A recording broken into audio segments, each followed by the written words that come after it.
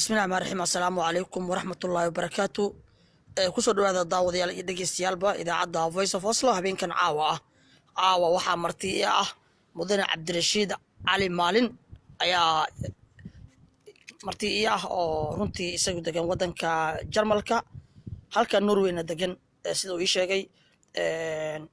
waana gudoomiyaha ururka maandeeq message ama fariinta maandeeq sidoo kalena waa abwaan waa wariye marka insha Allah asiga ayaan warsan doonaa insha Allah marka ugu horeyso horaa loo yiri qofna guruus lagu soo dhaweeyay laakiin ahaan waxaan ku leeyahay ku soo dhawow idaacadda voice of oslo iyo norway ba waad mahadsan tahay midnimo waan ku dhawahay voice of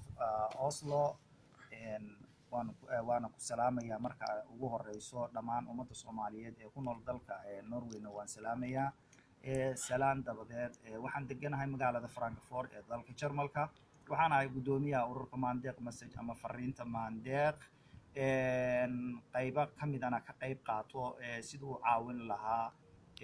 dadka Soomaaliyeed ee ku nool dalka Norway khaasatan caruurta ilaa iyo da'da 25 jirka dhalinyarada inta laga gaarayaba ururkeena wax weyn buu ka qabtaa haddii aan ka hadlo xaaladda nololeed ee Soomaalida degan ee dalka Jarmalka guud ahaan way soo badanaysaa inkastoo aan tiradeeda hadda si rasmi ah aan loo shaacin haddana dad aad u fara badan ayaa ku nool oo Soomaali ah qaar fara badan oo kala noqday dalalkan diidmooyinka ay ka heleen oo lagu soo dhaweeyay Jarmalkana Europeanka marka la yiraahdo waa kan ugu naxariis badan waxaana iskale mahadaas ra'iisul wasaaradda Angela Merkel oo si naxariis leh u qaabisho dadka qaxootiga guud ahaan dalka Jarmalka si weyn ayaa looga soo dhaweeyaa dhibaatada ka jirta Norway oo caruur qaadashadana kama jirto oo waanu ka ladanahay waanu ka wanaagsanahay waalidkana asaga xaqiisa u leh haddii aysan jirin dhibaato haddii ay dhacdana waxa soo gali kara qof kasta oo Soomaali ah oo damaanad qaadi kara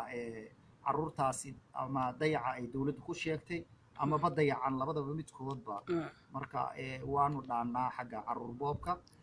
tan kalena waan iska wanaagsanahay reer Jarmal hadanahay waa gartay waxaan ku weydiin rabay waa sidee maciishada dalka Jarmalka marka loo eego dhinaca Soomaalida ma qaali buu ku yahay mise waxa way waddan macna maxay ahayd dhaxdhaxaad oo marka wadamada kale loo eego qatay marka loo fiiriyo wadamada Yurub waxaan ugu jirnaa dadka ugu raqiisan xagga maciishada nolosha guud waa iska caadi waxaan qiyaasayaa inaan anaga ugu hooseyno qiimo ahaan wadamada kale marka aan fiirino wadamada nagu xeeran aad bay u wanaagsan tahay waa gartay waa sidee marka dhinaca ganacsiga Soomaalida ay ku leeyihiin wadanka Jarmalka ma yihiin dad macna maxay ahayd ka dhex muuqda suuqa shaqada mise waxa way dad macna maxay ahayd markii horeba sidii ay Soomaali u ahaan jirtay ganacsiga u yahay dhinaca Jarmalkana su'aasha ganacsiga hadda waxaad moodaa inaan ka soo kabanayno laakiin markii hore aad ayuu u liitay way ku yaraayeen ganacsatada laakiin hadda magaalada Berlin magaalada Frankfurt nawaaxigeeda magaalooyin fara badan ayay ku soo badanayaan xagga ganacsiga markaan waxaan leeyahay waan dhaanaa sidii hore waa gartay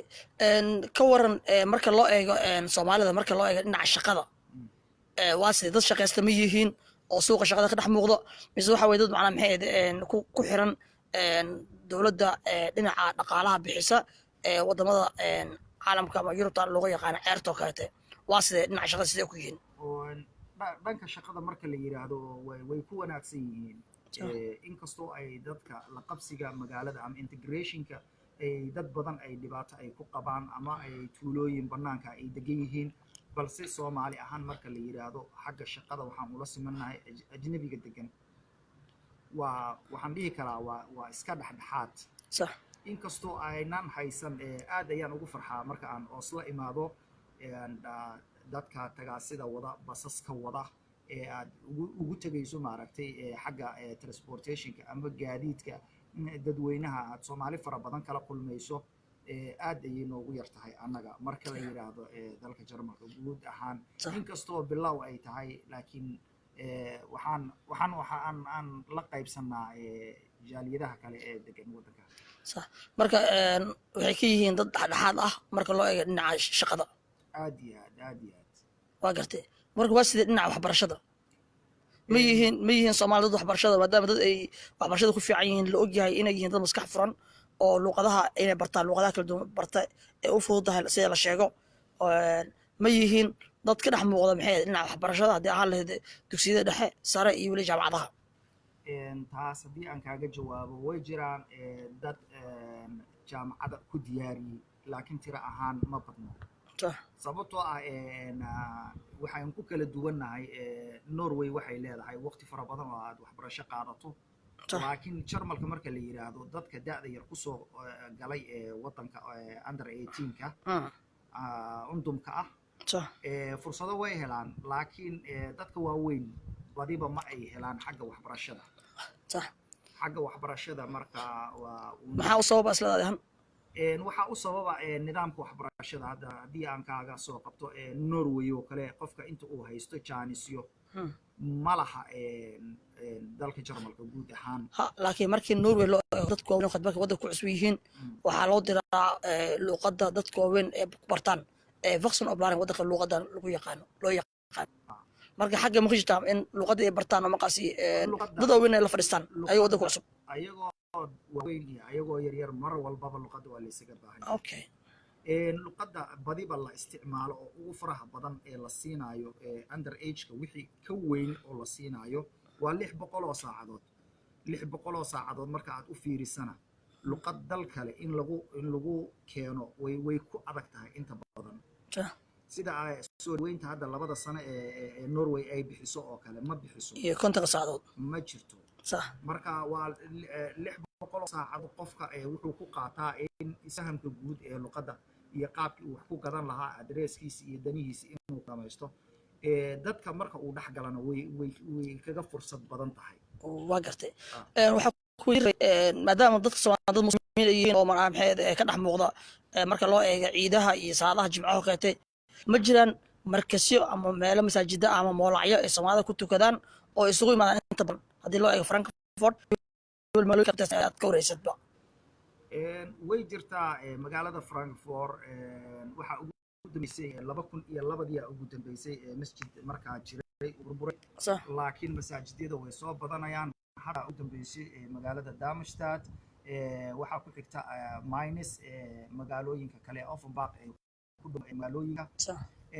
waxa magaalada ugu weyn ay tahay magaalada Kassel oo 2 masaajid oo Soomaaliya leh oo aan haddana aan maqal ahaan qabno in uba ay iibsanayaan oo ay ku jiraan qaabkii loo iibin lahaa masaajidadaas waxaa jira masaajidyo kale oo ku yaala Munshin iyo magaalooyin kale oo fara badan marka xagga dacwadda aad ay kaga wanaagsan yihiin marka loo eego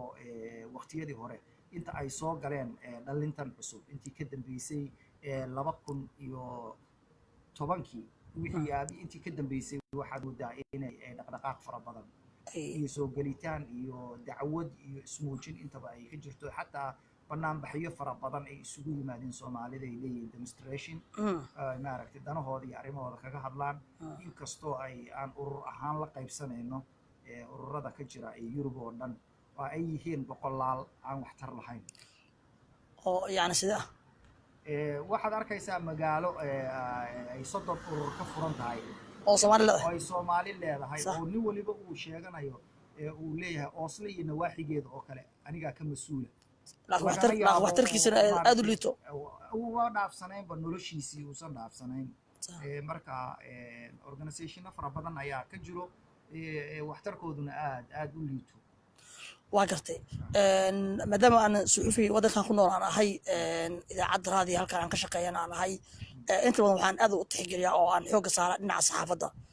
ma jirtaa idaacad Soomaaliyeed oo is leedahay Soomaalida dalkan Jarmalka degan oo ay dhageystaan ay ku kala warqaataan hadday mid ama laba tahay maadaama waddanka Jarmalka uu aad u weyn yahay ma jirtaa marka idaacada noocaas oo kale ah hadday jirtana waa imise idaacadood idaacadaha way naga horreeyeen annaga sida aan maqaal qabo صح laakiin waqti xaadirkan annaga ka urur ahaan ama saxaafad ahaan weli nama aysan soo marin laakiin dad naga horreeyey hore way u sameeyeen oo dadkii hore u joogi jira waddanka صح laakiin waqti xaadirkan ma laha inkastoo naloo ogol yahay oo ay luqado fara badan ka baxaan haddana ma laha idaacad khaas ah oo aan leenahay oo saacadaha ama weekendiyada mar qaarkood soo gala maxaa hortaagan waxaa hortaagan dadkii saxaafadda oo aan meel wada deganayn kow waqtiga oo aan badi aan saamaxaynin labo labadaas ayaa u sabab ah صح waxaana jira maaragtay kulano khaas ah oo gobollada ama degmooyinka ay soomaalidu ay isugu timaado oo ay iska warqabyo hoose ayaa jirta ayaa jirta صح laakiin marka la yiraahdo ma badna inkastoo ay badi ay ku xiran tahay hadba dhalinyarada cusub waqtigaa soo baxay waa gartay laakiin dadkii hore naga soo horreeyey wax boos ah ay u baneeyeen ma laha dadkii ka dambeeyey ma jirto okay waa sidee dhinaca iska warheynta iyo iska warqabka iyo in ay haystaan urur keliya oo markaasi dhibaatada haysta ee ka wada duulaan hadday waxbarashada tahayna ka wada duulaan haddii ay tahay dhinaca maxay shaqadan ay ka wada duulaan ma jira urur ay ku midaysan yihiin soomaalida dhan oo isaga warhay ay ka warhaya runtii haddaan kuu sheego ma jiro صح waa cudur aan la qabno soomaalida degan caalamka صح jaaliyadaha diasporaha ee dibadda ku nool cudur aan la qabno waayo waxaa keenaya ka wadaa maxay ahayd kala qobnaada xagga qabiilada qabaa'ilada maamul goboleedyada صح waxaan xataa aada loogu liitaa maalmihii qaranka ama 26 juun ama midoogii labada gobol ee Soomaaliya kowda luulyo صح كل marka maalmihii caadiga kalena waaba iska daa marka maalmo kala barbar ordaya sida 18 May iyo kowda Agoosto kale iyo way badan yihiin haddana waa way sii badanayaan maahe ma garan ka saar ma jirto hakad ma jirto waa la sii badanayaa waa la sii kala baxayaa صح marka anaguna ka saxaafad ahaan waxaan ku leenahay inaan u dhaxayno oo aan cidina aanan gaar u raadsanaynin cidna aan gaar u taageeraynin marka waan u dhaxaynaa labada qaybood waan u dhaxaynaa wax fiican weeye su-aasha ugu dambeysa dhinaca jamalka weydiinaya waxaa waaye macallimiin ma jirtaa Soomaali ah oo waddanka wax ku bartay iskuulaadka wax ka dhiga ama luuqa jamal ha ku dhigeen ama luuqa Soomaali ha ku dhigeen wax macallina ma sheegi karo oo inta hadda aan ka warqabo waddanka guud ahaan dalka Jarmalka laakiin waxaa jira dhaqaatiir fara badan oo waddanka wax ku bartay waxaa jira dad fara badan oo ilaa 60meeyadii ay wax noo bareen oo ay ka tirsan tahay wasaaradda warfaafinta Soomaaliya ma sha Allah waxaa jira engineer Cumar Carte oo hadda aan baryahan is arag laakiin 63kii soo galay Jarmalka dowladdii Soomaaliya ay soo dirtay marka dad fara badan way jiraan oo dhaqaatiir ah oo ay ka shaqeeyaan Dr. Maxamed Cusmaan ka mid ah Dr. Khalid oo hadda wax ku bartay jiro Khalid Ciise Raage waxaa jiro dhaqaatiir kale oo hadda maaragtay magaaladan magaalooyin kala duwan degan magacyadooda hadda soo gabdhahan caafimaadku waan ka dhex muuqan gabdhahan dumarka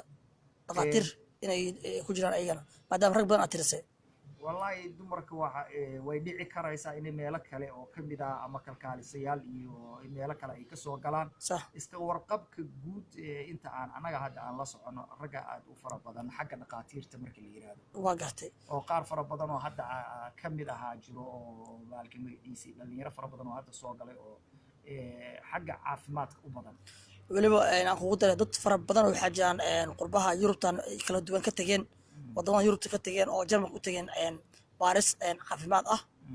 ayaa jiraan oo badan oo is soo baaray ama daawooyin ka soo qaatay ama hadda waxaan u xirto rabo inay aadaan waa ka gudbeynaa wadankii Soomaaliya wada tageynaa Soomaaliya markii waagii nabadda ahayd iyo taariikhdaadii inkastoo idin ku bilowno laakiin waxa dib u dhigto waxa weeye isaga waxa isleeyahay ama ka muuqdo dheeraada marka loo eego Jarmalka maadaama su'aalo badan rabo inaan ka weydiiyo marka bal taariikhdaadii Cabdirashiid iyo maxay ahayd iyo awintaadii iyo heerkii fanka iyo kooxihii maqaltaad ku beertaba hal mar iyo dulmar markaan ku yiraahdo waxaan ku dhashay magaalada Muqdisho oo inta aan ku soo dhamaaday iskuul shibis ayaa la igu xasuusan karaa si fiican ma sha Allah aan ka soo baxay intii ka dambeysana waxaan ahaa nin bulshada ka dhex muuqda intii ka dambeysay waxyaabo fara badan oo xagga fanka ayaa ku galay markii ugu horreysay fankana waxaan ka bilaabay abwaannimaan ka bilaabay inkastoo ay markii ugu dambeysay allah u naxariistee cabdalla nuurudiin cabdullaahi cali afrax maaragtay iyo maxamed aweys mudey rag fara badan ayaan aan ka aflaxay oo aan maaragtay aan maanta leeyahay qaar dhinteen allah u naxariisto noolnaa عمري داير عفنا راسي waxyarana waxaan leeyahay ilaahay caafiyo inuu xanuunsan yahay la ii sheegay عمري عفنا راسي آمين إن شاء الله turkigu joogaa oo aan hadda aan kala kulmay saaxiibkii xasan baydhabo isku gruubnahay ما شاء الله asagana waxaa la ii sheegay inuu waqooyi bari inay boosaaso tahay inay garoowe tahay ma garanayo uu kolley uu ka shaqeeyo waqtil xaadirkan صح marka waxaa weydiinaa maxay ahayd nuur muuse birjaba weydiin doonaa insha allah insha allah waxaan ku weydiiyey markii aad soo hana qaaday oo aad isjoontina abaan noqon kartid kooxday ku birtana markii waabari hore ku birtay mise kooxii kaloo maqaasi kasii yaryara ayaa ku birtay wallaahi horta waa beri aad u adkeyd ay waxa waaye waa beri aad u adkeyd waa hooyadii fanka صح laakiin waxaa jira in aan anaga aan kasheer ahaan ilaa iyo xataa qaybta banaadiriga libaaxyada maaweeliska banaadir fanaaniinta banaadir iyo way badnaayeen oo gruubo fara badanaa jira gruubooyinkaasaan kusoo baxnay marka dhinaca xaafadaha maa ka soo gashay mise degma ahaana ku timid maya daaragtiyaa usoo galay daarada kusoo gashay daaragtiyaa usoo galay intii aan dhex joogayna waxaaba ka qaadaba saxaafadan maanta ereygan wariye la leeyahay meesha ka keenay صح oo badanaa waxaa la dhahaa abwaanada iyo fanaanka iyo wariyaasha waa hal qaanada kuwada jama kala fogo ama la arkaa midnimo mar dhow heesi doona way dhici kartaa waxaan ku weydiiyey marka maxay ahayd markii kugu horreysay ama riwaayad aad ka qayb gashay ama aad gabay ama geraar tirisid wal noo dumarba markii ugu horreysay kuwa dambe hadda dhow usoo laabanaya laakiin marka xilligaas iyo xoogaa iyo xiisa leh inta ka xasustid waqtiga aan qaadanayo waxaa iigu darneyd habeenkii ugu horreeyey aan stage istaago oo maaragtay hurwaay tiyaatar ladane صح ciddii garanaysa ayaa garanaysa soona jungal صح ayaa ugu horreysay habeenkii ugu horreysay aan dul istaagay ayaa waxaan fiiriyey masraxa oo ilaa iyo 600 oo ruux ay taagan tahay صح waxaan garan waayey wax hadala ama dhaqaaqa inay imaan waayeen صح waxaan ku yara mashquulay inaan maaragtay microfonka aan yara toosisto si macnaha maxay hadal ku heshid hadal ma heli karaysid sababtoo markaad ummad aad u fara badan soo hortaagantay oo ku diyaara oo ku indhihii ay u furan yihiin صح aad soo dul istaagtay iyo layrarkii tiyaatarka aad garanayso si fiican ayaan maalin wanaagsan ku bilaabay waana habeen 9kii habeenimo صح 3 saac habeenimo ayaa tiri maalin wanaagsan marka maalin wanaagsantii waa way qosolay la dhaceen oo waxa igaga soo baxday fursad jaanis aad ku hadashade jaanis aan ku hadlaa igaga soo baxo koomik ahaan ay u raacday aan leeyahay qadar dhacay canaan male qaladna waa la sixi jiray labadii isu qalantana qaar kala dilo isu qoonsadaa jira haye qomanayaal jacaylku wuxuu qiimi leeyahay ama qaayo wacan yahay marka la wada qabo qalad laga ilaasho qofteed ogaatee qisaha joogtay qabrigaa dumaayee qayle iyo qiyaamana godad baa qudmaayee qarqarkiiyo dhibaatada qoomamada ay haysaa waxba iima qabatee qowlkaad ogtahay iyo qawaaniinta caashiqa waa inaad qadarisaa marka inaanan meesha ka dhex tilmaamay adigaa dhe marka maya waa furitaanka cabdalla nuurudiin waa gartay ifahansi mar walbaba markaad ku furta taas marka hadal baa wada waxaa tiri gabor meesha ka tilmaamsanaya ayaan ka tilmaamayna qorsheeni gaar ahaaneed wixii aad ka qabatay warqad qoran aan kaa helo saaxib iiga soo qabaan la yidhi ayagaa la isku mashquuliyay ها dadweynihi yaa la yidhaha war markaasay yidhahdeen war adiga maahayn waa aniga war adiga maaha adigu ku tilmaamo horta halkaaga usoo fiiqa ayagaa mashquul ها marka ujeedadu waxay ahayd maxay furitaanka aad direysaan oo furitaanka ah in ayaga ay dadweynihi ay ka heshaan adiga laftirkaaga aad wax ka heshaan saa tilbaak melding salaam shamid ahayd jidadkii ay fureen cabdullaahi cali afrax iyo cabdalla nuurudiin macalinkeena maxamed aweys muudey iyo hadda waxaan qiyaasayaa dadka hadda ugu dambeeyey anigii xasan baydhabo inaan wadano waxbarashadaas صح ما شاء الله sida aan hadda qiyaasayo marka riwaayadii furitaankeeda ka qayb galay riwaayadaas waxaa la dhihi jiray xujo iyo xaal adduun waxaa sameeyey abwaan cali bin cali ما شاء الله sharcii la tumaayey sheekha ka dambeysay iska lahaa oo saaxiibkeeyo hadda sacuudi arabiya joogo weliba suuqa suxayfa mool ayuu dukaan علي بن علي leeyahay meel maaragtay صح cabitaanka iyo sambuuska laga helo او علي بن علي cali bin cali ما شاء الله وسلامنا fursad ahaana waan u salaamayaa ما شاء الله جانس وي jaanis weye marka wixii ka dambeeyena waxaan la soo baxnay intaa burburkii iyo dhibaatadii waa gartay laakiin waxyar aan korkas ugu celiya adiga shakhsiyadaada gabay markaas ama geerar aad tala soo saartay meesha ee aad tirisay ama aad gabar u tirisay ama riwaayada ku jirtay ama aad shakhsiyadaada adiga iska lahayd goormay ahaydna oo aad tirisid wallaahi waqtiyada sanadkan ugu sheegin daa durqas hay may dhib malahan inkastoo la yiri dee qofkii dee macnaa waxay daada ka cararana yani qofna daada kuma khasaarin adiga hataa maanta suxufi hataa abaan baad ahayd maanta nuur weela jirta yani qof hataa yani daadiisii macnaa ku faa'iiday marka abaanin badan waxay leeyihiin qofka daada iska carar waa qof daada isku khasaaray waa sax صح marka soo alxamdulillahi horta ma jirin maaragtay erayada in lasoo bannaan dhigo sababtoo kala qaadasho fara badan aa jirtay xilligaas aa kala dafi jiray laakiin waxaa jiri jirta qolo jansuuro la yiraahdo oo sugunta liida qaybta dambe ahayd ahad sax erayada adoo qarsoodiyaha tegaysay dowladda ku diiwaangelinaysa marka horeysa marka diiwaangelinta lagu sameeyo tiim bara lagu soo sameeyo ayaad soo qaadaysay golaha murtidii madadaalada ayaad mar labaad la sii martay marka la sii maraysa si kayd lagaaga sameeyo صح marka gabayga ugu horeeyay garaadka ugu horeeyay taas hadda marka dhanka reer xamarkaan u baxaya markaas ma cadow waxa rabno weebo صح صح waxa waaye waxa ugu horeysay oo hees ii soo baxda oo la xameeyay Aweys Khamiis Mabuse si fiican codkeedana leeyahay waxa ku soo baxday heestii ugu horeysay ee Jidda Sheekh Bashiir صح waxa la yiraahdaa geed mirihiisa galuutaa gunti loo xirtaa gabar guurka xalaal loo gartaa tahay gambashaal ma aqaano waa ku gaar socdaa godwariiri dhexdiis ama waa kula galaa waxayna ku jirtay furitaankii riwaayadii sharxii la tumayay sheeka ka dambeysay inta aan la furin Aweys Khamiis iyo waxa laga garan karaa shareeradiisi haddana wuxuu ku nool yahay Ingiriiska saaxiibkay waa salaamaya intuu fanka ka baxay haddana waxyaabihii ka dambeeyay burburan soo galay صح marka burburkana heesta uu Saalim Saciid Saalim qaado waan u maanay taas wadnay ku qoran tahay ma ilaawaya burbur baa dhacay dagaal baa dhacay dadkii waa la kala qaxay dowladii kacaanka way carartay ama wal riday dadkii la kala hayaam oo anigu meeshu gaari kar wuu gaaray adiga markaas dadkii qaxay ma kamid ahayd mis dadkii wali wadanka sii joogay magaalada Muqdisho kamid ahayd alxamdulillah dadkii wadanka ku haraan ahaa صح inta badan inta aan hadda aan dibadda joogo mooye صح inta aan ku harana waxyaabo fara badan aan kala kulmay dhibaatooyin fara badan ayaan u soo joogay dalkaygiyo burburay calankaygiyo dhulka yaallo dadkaygiyo la laaynayo dhibaato maalin walba taagan madaafiic rasaas dagaal aan dhammaanin ilaa dagaalkii soddonka dowladood maaragtay unitafka ay ka qayb galayeen maraykanka 1993 intii ka dambeysay ilaa iyo 1995 dagaalku uu socday ilaa ay ka guuraan Maaris 1995 dhammaan soddonkii dowladood dibadda ka soo galay صح marka dagaaladii ayaga iyo SNA-da u dhaxeeyay waan joogay marka aan fiirsanay shirar badan la qabtay dowlad la'aan fara badan ay maaragtay in la dhiso la isku dayay dowladda suurageli weeyay ayaa dhibaatooyin fara badan aan ka qaadnay dalkii dantu waxay badan waqti caqli ma waay burburintii shacabka oo dhan ay bay ka qaateen nin kastoo Soomaaliya waqtiga noolaa wax garad ahaa yiraahdo aniga waxba kama qayb gelin dagaalka taasi waxaan filayaa inay tahay afkaaga amaankaaga ma horeyso sababtoo nin walbaba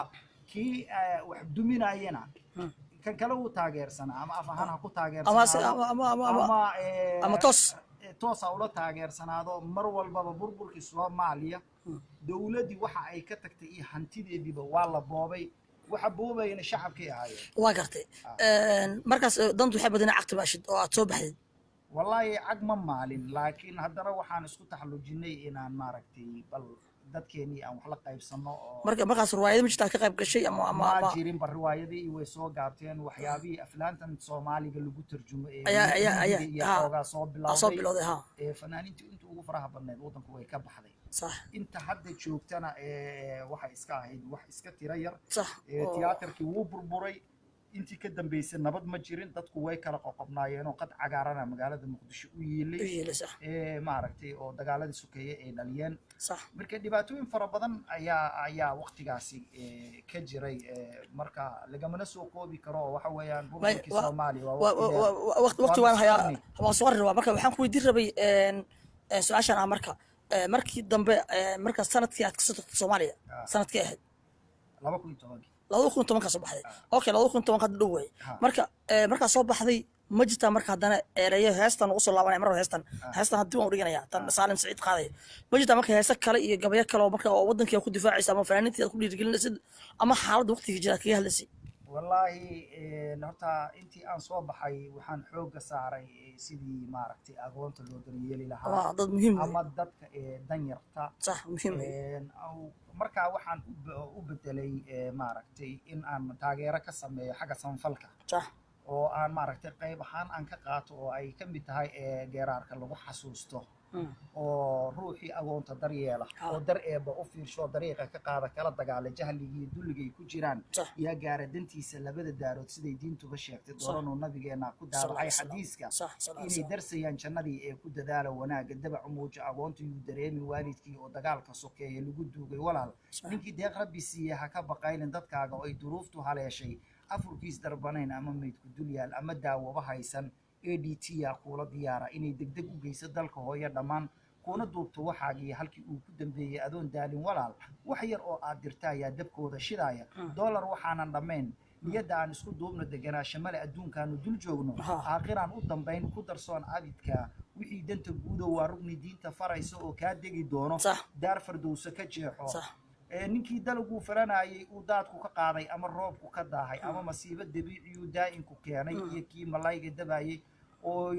duufaantu haleesha doonyihiina ka qaada ee daryeelka u baahan kuwa lagu daadshay xeebta cadmeed ayagoo ka durgaaya baaruudan aan damaynin iyo qabqablahan dalka haysta oo diiday inuu degoo la nabdeeyo isagaa ka dilaala wallaahi markaana waxaan aan ku dhiirigelinayay urur ADT la yiraahdo African Development Trust la yiraahdo oo ka dhisan London Sheekh Cabdiraxmaan iyo groupkiisa oo markaa u istaagay inay agoonti diiwaan geliyaan oo dadkii ay kafaalaqaad ku sameeyaan marka waxaan ka mid ahaa tiimkii waqtiga ee maaragtay dhiirigelinta hadlayay waxaa jira urur oo sula ka dhisan oo raja agoonta la yiraahdo oo aan asagana qayb ka qaatay oo dini aad bixisaa jeebkaa gurin maayo heerar aan u sameeyey waxa hadda ma xafidsan okay dhibana waxaan ku weydiinaa marka wixii waa la soo qaxay adigu waa soo baxay 2010kii aa soo baxday inkastoo annaga aan kaa sii horreynay waqti hore soo baxnay 92dii baan soo baxnay anagoo yar yar gacanta lahaaya hadda nin weyn ahna waa kana xaalad ilaahay og marka runtii waxba kama xasuustaan ku dhaho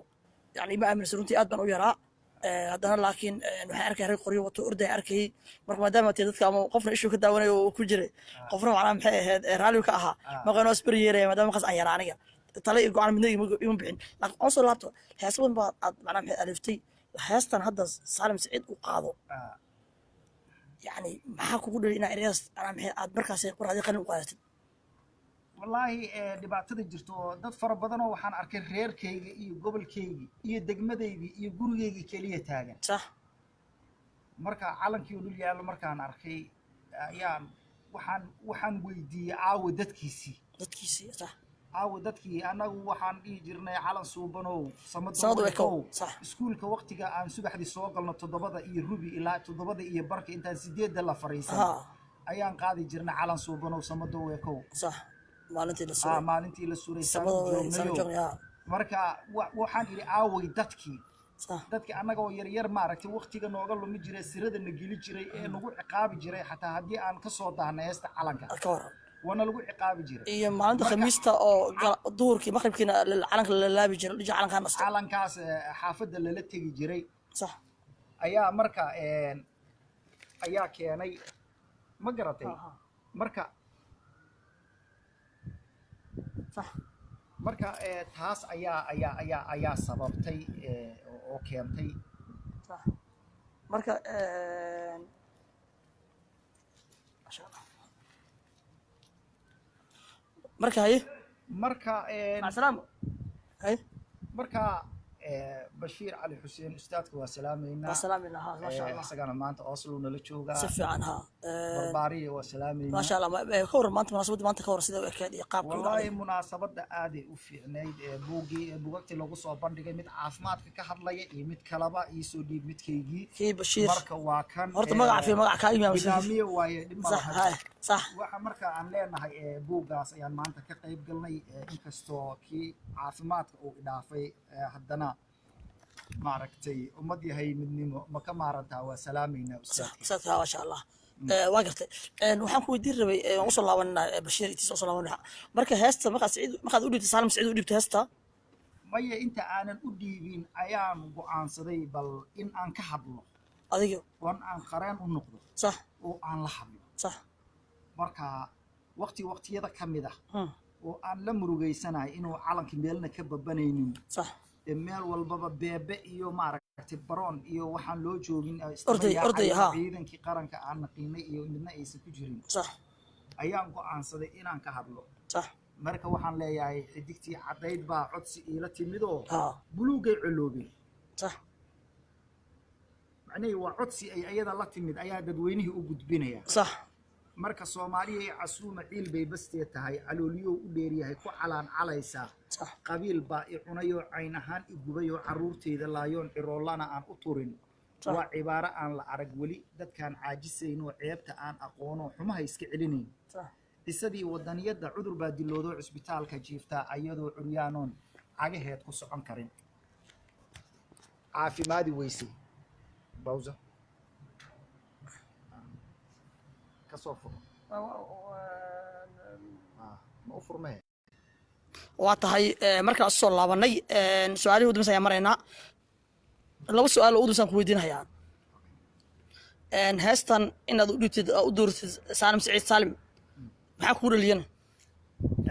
saalim waa nin wadaniya صح marka qaabka uu saalim xagga maaragtay wadaniga ugu qaado ayaa aad ii qiiro gelisay صح in la iska qabtaa lagu qabooba ها marka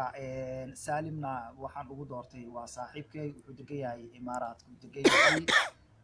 tan labaadna waxaa iskale laxan saarista maxamed cabdi aalto saxophonistaha weyn gobolada waaberi صح صح oo hadda ku laabtay wadankii markii ugu dambeysay Djibouti uu joogay laakiin hadda uu ku laabtay asagaa suura geliyey dhadhanka ay leedahay heestaanay xidigtii caddayd iyadoo laba qayb u degaysa laba teemba ah labada teembaba asagaa u sameeyey codkana waxaa qaaday saalim saciid saalim saalim wadaniyan u aqaanaa waa saaxiibkay ما شاء الله marka adigu barnaamij ahaanna waa iskala qayb galnay ilaa haddana waan xiriirnaa ما شاء الله في intii hadda ugu dambeysay maxamed aweys muudey xiritaankiisii intii hadda ka dambeysaba la soo daayey xiriir fara badana naga dhexeeyo maaragtay qaab ahaantiisa waa gartay ma jirtaa marka heese kaloo hadda soo wadid iyo kuwo kaloo iyo dee hadday tahay maxay gaaro oo kale iyo ma jirtaa wallaahi way jirtaahoo toosin ayaan rabaa inaan ka hadlo صح ereyadana waa maaragtay xulashadii waxuu ahay doorashadan ka hadlaayay xulashadii dalkeena xusuuso dhaartii xaaladii timaadaba waqtiyada xanuunkii xasaradaha lagu jiro xilkasnimo u yeela qaabkii loo xallin lahaa oo hoggaankii waddankii in wax laga qabto marka waxaan leeyahay xooggaa dalkeena xuduudaha ha gaareen xamar yayna joogine xeebaha ilaashoo burcadda xaddaafkii sunta ay ku xooraan kalluunkeenna xaalufay xiin intaad u noqotaa waa qof kastoo hoggaamin doono dalka xiin intaad u noqotaa xakamaha u qabataa dhexda aad u xirataa noqokii lagu xusuusto xisbigii SYL noqokii xiriirsho xorriyaddan ilaalsho xooggiisa saaroo oo xurmeeya maatida marka xabsigana geeyaa kii xadaa dadweynaha marka ka nabadda xooree xasilkii u diidee bamka soo xirtaa ee xasuuqa maatidana xibintiisa siisaa waa ninka mas-uulka ah dalka marka waxaan leeyahay mar waliba in maaragtay maatida aan lagu kortuman maatida xoolahooda la ilaashado marka waxaan leeyahay xafiisyada dowladda kuwa loo xil saaroon xaqiiqadiina gudanayn xishood yuuna kaa gelin waa horjoogaha dalka sababtoo haddaad tiraahdo waa seedi iyo waa saaxiib iyo waa tol qofka qaladka uu ku jiro waxba ma soconayso صح marka taana waxaan ku turxaan bixinayaa in maamul adag la yeesho ciidan adag in la yeesho in maaragtay ummadda laftirkeedu ay ayada qayb ka noqoto midnimada ayadaa iska leh صح ما شاء الله marka dowladda adigaa dowladdii qayb ka mid ah صح dowladdu waxa aydan adiga kaa helin maaragtay kuma shaqayso صح mana helayno dadka ku fakeri doona Soomaali kooxaha Yurub ka jira kubadda cagta oo kale haddaan soo qaado markay xoogaa daciifaan laacibyo kala loo soo iibiyaa هسه كوحدة حوجستو say kooxda u xoogaysato waxaa la yiraahdaa difaaca aan naga dhiman difaaca la keenaa goolhayaha waa naga xun yahay goolhayaa la keenaa صح inkastoo cayaaraha aan jeclahay kooxdii badiso oo aan koox gaar aanan taageerin ba koox laga raayay aniga kuma jiro صح marka ma walaga badin kara adiga marka aniga qolada badisaan la jiraa صح waa mar walba banaankan taaganahay marka waxaan leeyahay wax fiican way nalooma dooni doono madaxweyne aan reeraheena ka dhalan banaanka laga keenay nalooma dooni doono ra'iisul wasaare aan maaragtay reeraheena ka dhalan banaanka dibadda nalooguma keeni doono marka qofkii nasiib u yahay oo nasiib u yeesho oo Soomaaliya halala shaqeeyo hana la taageero diiniyan marka la yiraahdana ulul amrigu soo galaya waa saas qofku waxa laga rabaa inuu meel walba ka xisaabtamo ummadda marka haddaad kii u dhaqaaqana aad diido kii adigana aadan waxba u qabanaynin dhibkeeda ay leedahay marka dawlad xun waxaa la yiri dawlad sana dhaanta dawladda hadda jirta muddada 2 sanadood hadda ku socotana aadan u bogaadinayaa maalinta la doortay Maxamed Cabdullaahi Farmaajo madaxweyne loo doortay waxay ku jirtaa YouTube-kii waa ka heli karaysaa barnaamijyada si fiican marka waxaan leeyahay farxadda doorashada iyo faaladeeda habboon ayaa iga keentay faraxan waan ka faa'iidnay madaxweyne Farmaajo nagu filan fiidka oo madow gudcur faraha lala galay fidnadii colaadaha qarankeena lagu falay fool xumada aan joognaa ka fajicisay dunidee fikro bal talakeen bulshada fayoobay faynuustaada noo ifi ugu dar fariimaha fallaartii gumaysiga feeraheena geliyo qalbigeen ku faafay aakhira ku fiicnayn in qabiil laga fogaado leesu faatixeeyo calool leesu furo oo gogol loo firaasho nabad fooxa loo shido faraskaaga sii wado hada samada fuushiyo dayaxa fariiso isku fidi dalkeeno furihiisa naga qabo ayadoo duubanna waad ka heli karaysaa waa gartay marka waa markii farmaajo igeeyso waxa ka dibeysa kor maya daqiiqada la doortay inta golaha lagu jiray ayay ka baxday marka farmaajo qarankana ay ka baxday ma sha Allah Universal TV-na ay ka baxday waa gartay waa xataa YouTube waxaad ka helaysaa daqiiqadaha ay gashay baad ka helaysaa inay ka horeysay waa gartay maxaa ka asagana waan soo dhaweynayaa marka halku dhiga uu la soo baxay ma sha Allah farmaajo iigeey aniga waxaan jeclahay in la iigeeyo ma sha Allah dadka aan buu jeclaan in la iigeeyo waxaan ku weydiin rabay goorma ku dhurtay fikirka inaad noqotid wariye markaasi ka howlgala idaacadaha ama TV-da ka howlgala goorma ku dhalatayna wallahi waa waqtiga aan bilaabay intii fanka ka dambeysaba waan sii waday meel kastoo aan joogana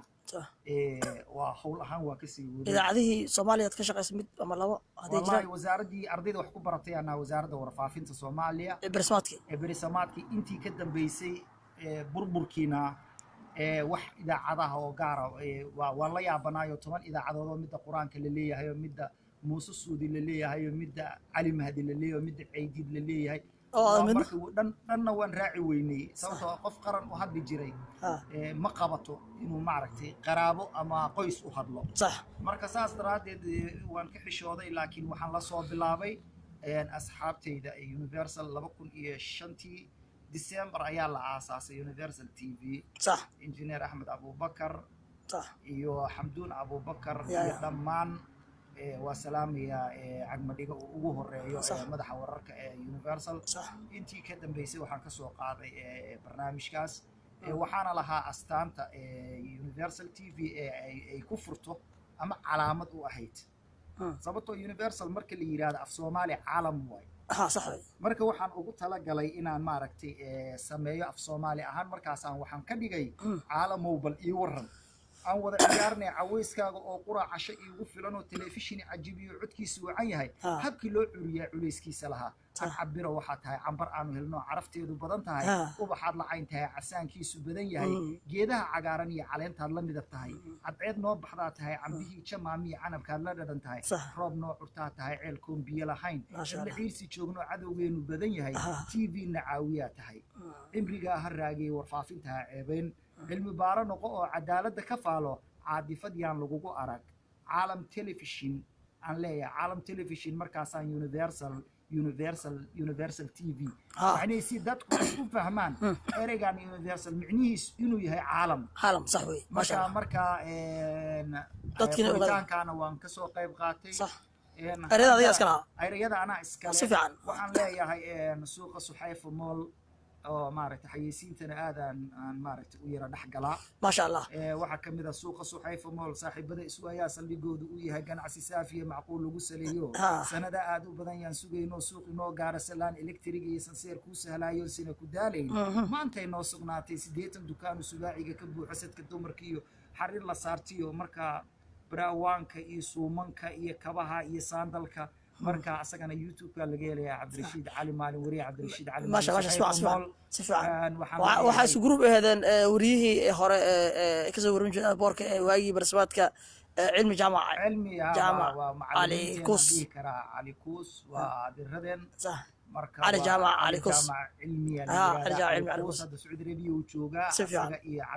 Cabdiqaadir Khayska waa salaamaya ma sha salaamaya Allah maaragtay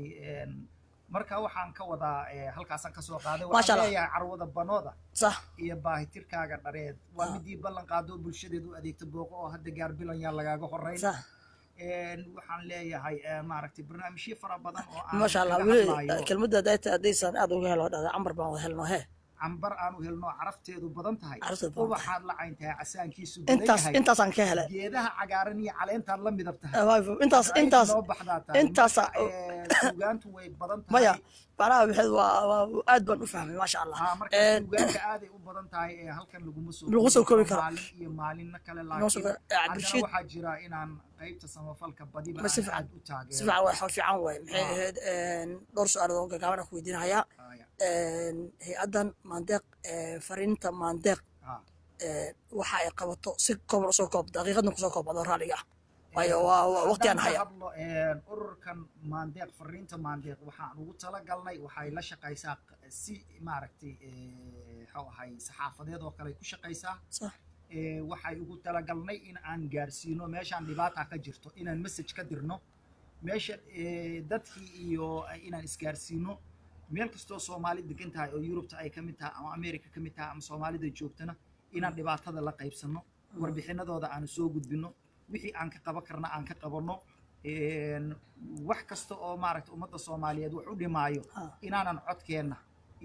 iyo saanteena labadaba aanan ka yareysan marka ururku waa urur loogu talagalay in Soomaaliya dib dhalinyaradii wax loo baro sababtoo qof aanan waxba baran ee jaahila noloshiisii ma noqon karayso marka aqoonta iyo dadka danyartaaba waxaan ugu talagalnay dugsigii farsamada gacanta in dib loo soo nooleeyo oo dawladda safar uu hore ugu yimid madaxweyne Xasan Sheekh 2015 iyo safar kale oo ka dambeeyay 2016 iyo tii hadda ugu dambeysabana waa kala hadalnay xildhibaano ha noqoto ama dawladda ha noqoto ama qolo kastaba ha noqoteena mar walbaba waxaan hor dhignaa baahida taalo ee ay ugu daran tahay ubaxa banaanka jiifo inay yihiin madaxdii berrito anagu waxaan ku soo barbaarnay inaan madaxdii berrito nahay صح way marka anaguna waxbarashadii aan helnay iyo wanaagii iyo Soomaalinimadii iyo dadnimadii iyo aqoontii dalka waa in anagana dib ugu celinaa aan maaragtay abaaldaan aanan noqonin